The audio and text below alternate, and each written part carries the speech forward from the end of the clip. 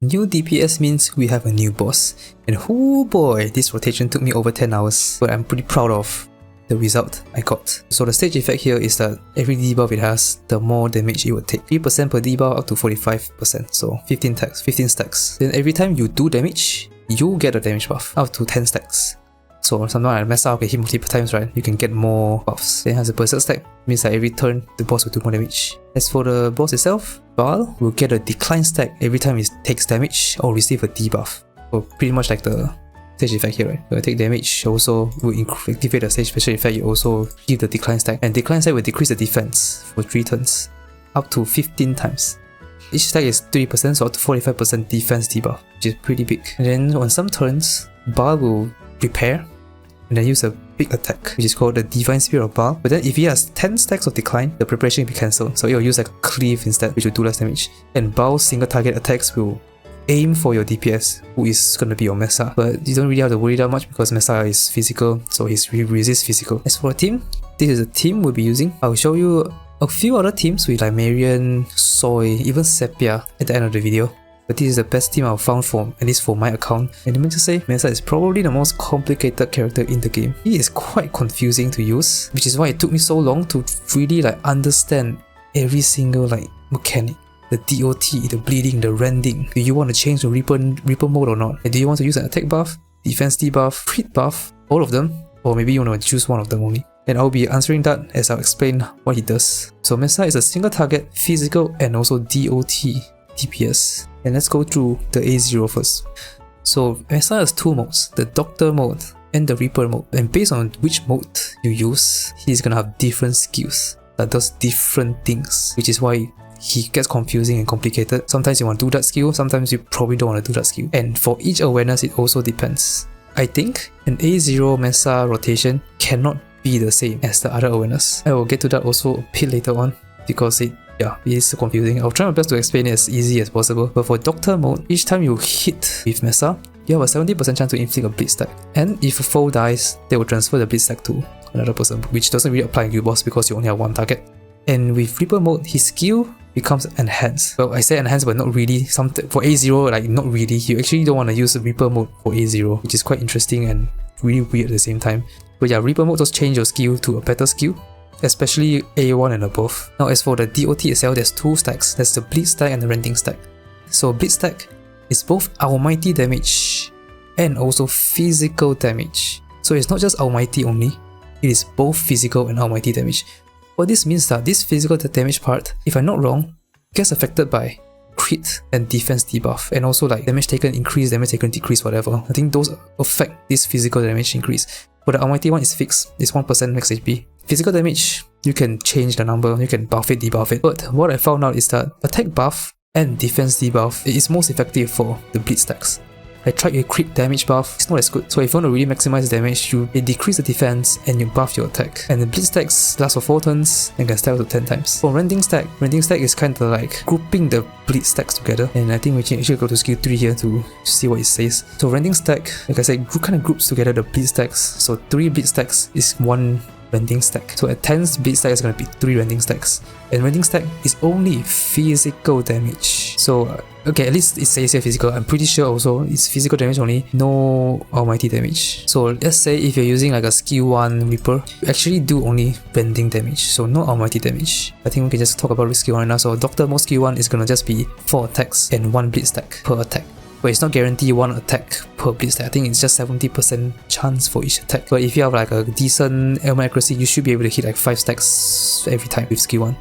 This is what you want to do on the first turn. For Reaper mode, you will do physical damage with this attack stat, which is quite considerably higher than Doctor mode, but you remove 2 bleed stacks from the target, and this will also activate the blending effects, so you will do like more damage. If you are like A1 and above, you can consider, and I think you should use Reaper skill 1 often. For A0, you don't want to do that, and I think the reason is because A1, you actually get an 80% multiplier to your skills and 1.5 times bleed damage. So using a Reaper skill 1 for A1 and above is better because it has like more damage buffs. For an A0, you actually just want to use skill 2 the entire way. Speaking of skill 2, skill 2 Doctor mode will do 2 hits and then will activate the bleed stack.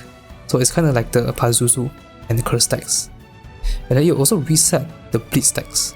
If you keep using skill 2, the bleed stack will pretty much be permanent. If you change to Reaper mode, you do more damage. The 237.2 is higher, right? You do more damage. And for each bleed stack on a target, you do more rending damage. But you will remove all the bleed stacks. This is actually not a skill you want to use early on. The best time to use this is usually on the very last turn. So use a Reaper skill 2 on the last turn. But for guild bosses, you might don't want to do that because the boss will take a last action, which means that it will still take a DOT damage. If you use a Reaper skill 2 and remove all the bleed stacks, you do damage, more damage yes, but sometimes the damage is not enough at the cost of removing bleed stacks, because the bleed stacks can still do damage at the end. Just weird, right? So the rotation for A0 MESSA is going to be 1, then 2 all the way. For A1 it's going to be like 1, Reaper skill 1, then like 2, 1, something like that, whatever. Like if you're using A1, A2 or above MESSA, this rotation is going to be slightly different. For skill 3 it's just you're changing form.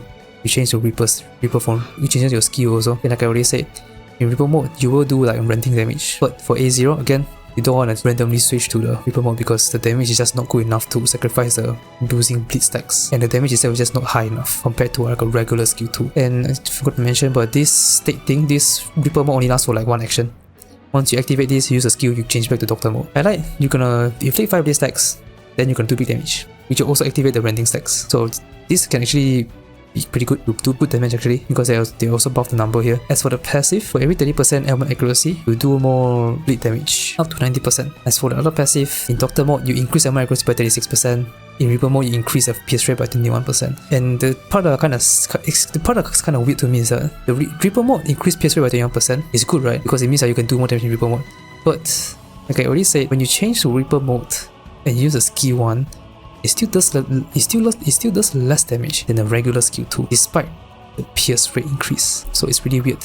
And pierce rate also affects the bleed stacks and stuff, because again, bleed stacks is also part physical damage, like I already mentioned. It's both armority and physical damage. And the physical part I think is affected by defense debuff, which is also like pierce. As for the cards, like I already mentioned, he scales better with attack.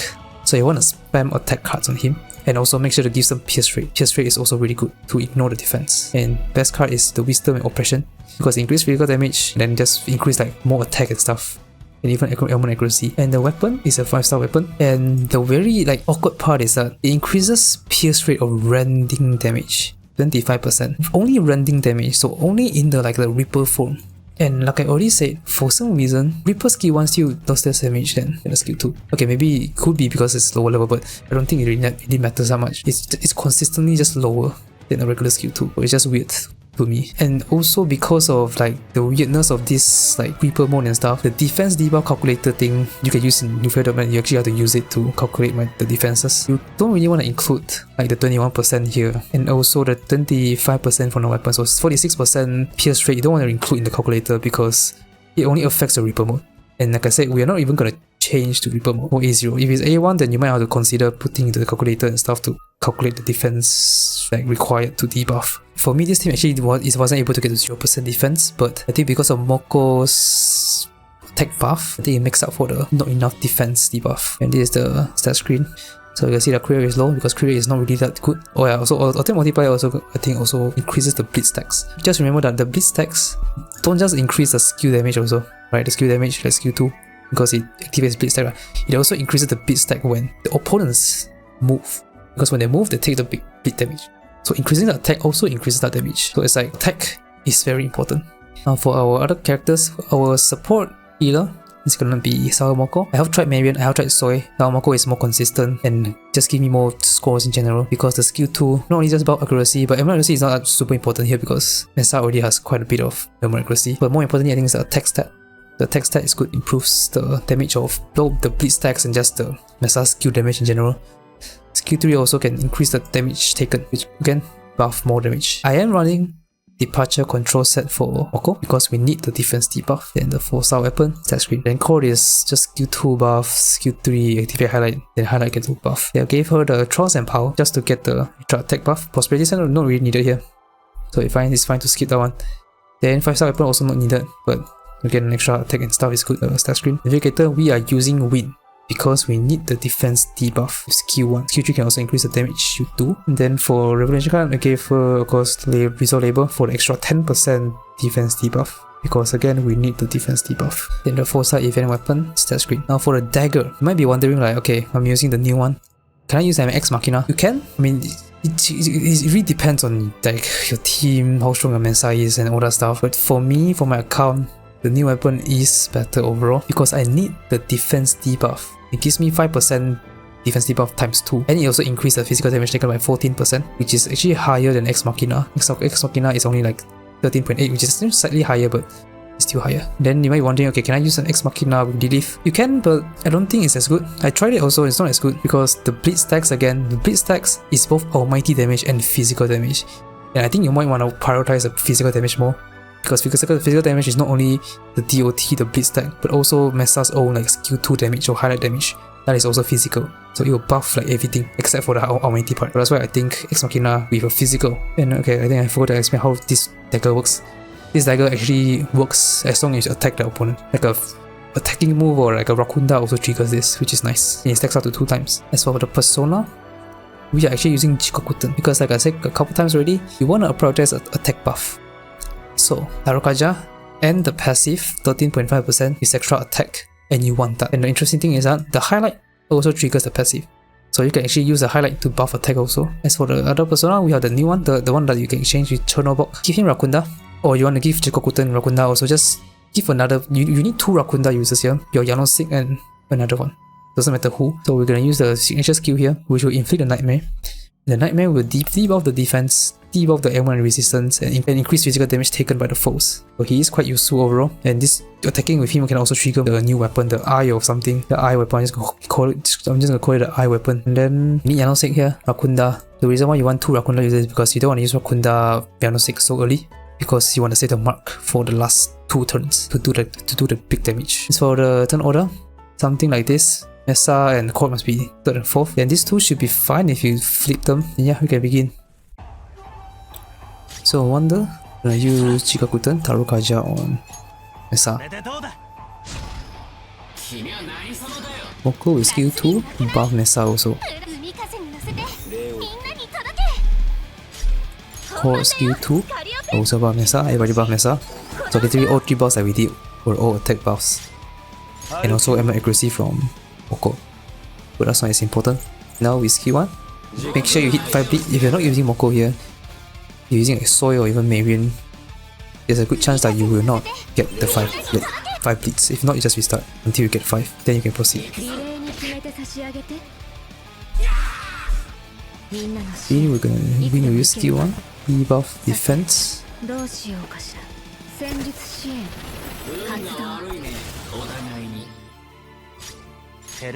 Then make sure you go to a persona that is not Yanosik and use Rakunda, because you don't want to trigger the mark yet. We're gonna say Yanosik, Rakunda later on. Then we're gonna use skill 3. You don't want to use highlight yet, you can delay 1 more action to debuff it first, then you can do a bit more damage. Then we can highlight here. This will get to 10 bleed stacks. Full animation. 270k, that's decent.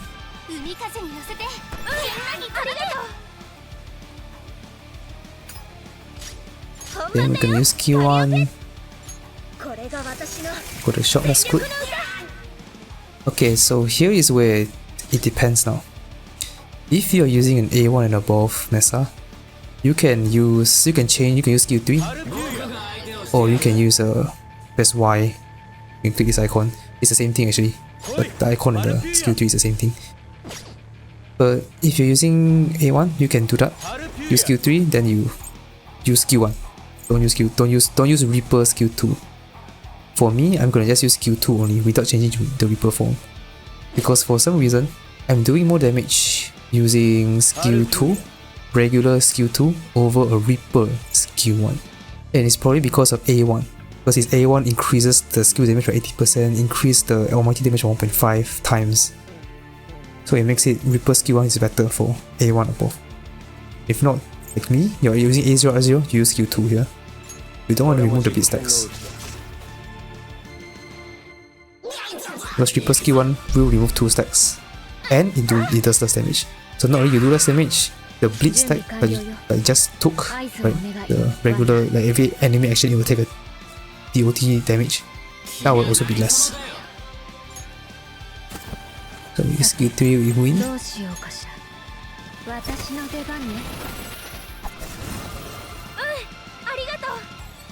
Then we're gonna use this one, Chernobog, the signature skill. This will debuff defense and also increase physical damage taken, and also trigger our weapon. I forgot to mention about the Rakunda just now, the previous turn. It does trigger the weapon also, so we now have 2 stacks. So it's 10% debuff because Rakunda last turn and this turn we use the signature move. Then Moko skill 2.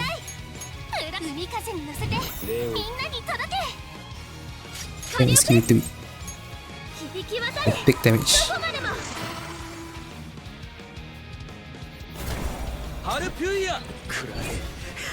Oh, 70k, that's pretty good.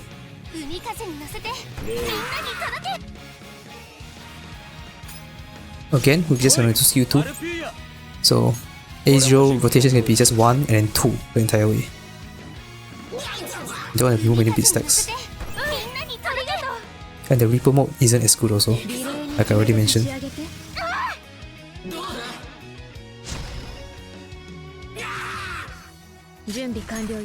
Skill 3 again, we win.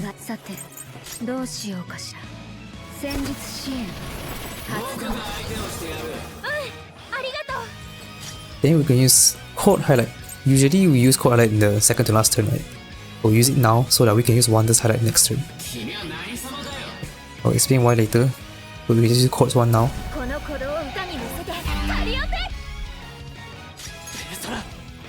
Then we use Jigakuten Tarukaja.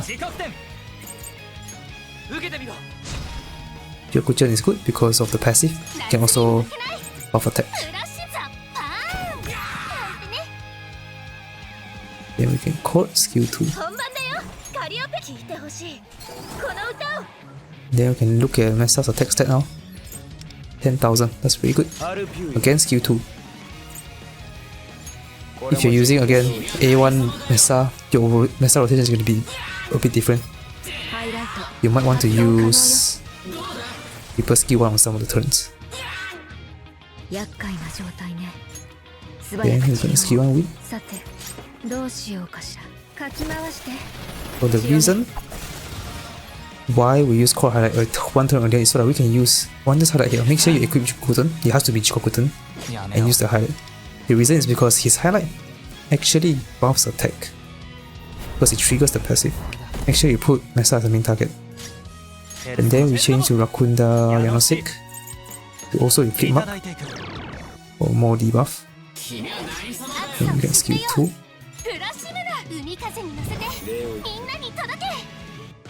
One, this shock. Nice. Then Messa skill 2. If you're using A1 above, I think you can do a Reaper skill 1 here. Not just skill 2. Really good. And going to the last turn.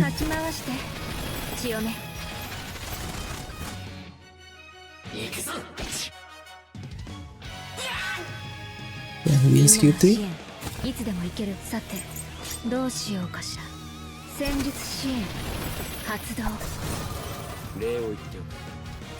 And use the Chernobog signature skill.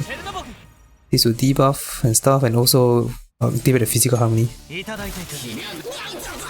So it's extra damage. And also activate the weapon also. Then we skill 3.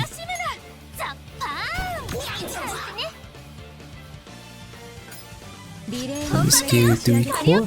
This should do big damage. Should be more than 450k. Oh, 500k. We don't be higher so far. Impressive. Then we Messa Highlight.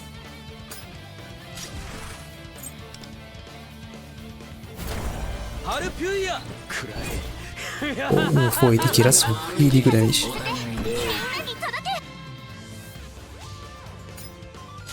So on this last turn, you may think that you want to do Reaper, Chain Reaper from the new skill 2.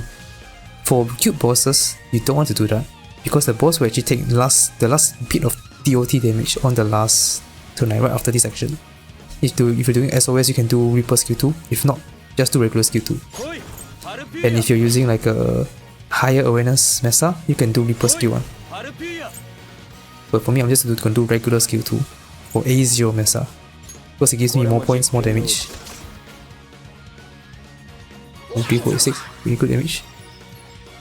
Because the thing is, if you use a Reaper skill 2, you will do more. Oh, that's a new score. Wow.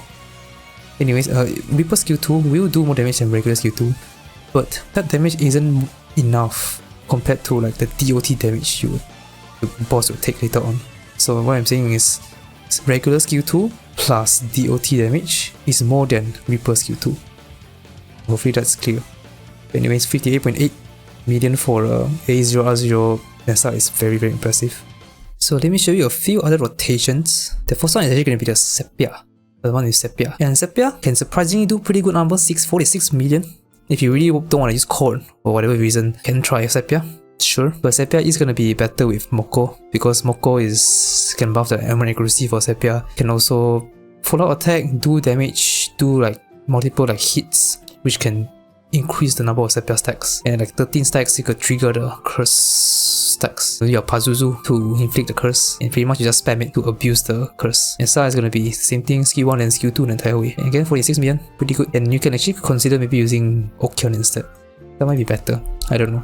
I don't really want to test anymore, I'm tired. The next one I want to show is the one with Soy. So you replace Moko with Soy, which can still do pretty good score, 55.8, that's like 3 million less than the video. And I think the reason why Soy is not doing more is because he doesn't buff attack. And I think the rotation is pretty much the same, if I remember correctly. I think it's pretty much the same except for the Soy part. And then I was also using Okyon instead. The reason why I'm using Okyon is because Soy gives so much defense debuff that you don't need Win anymore.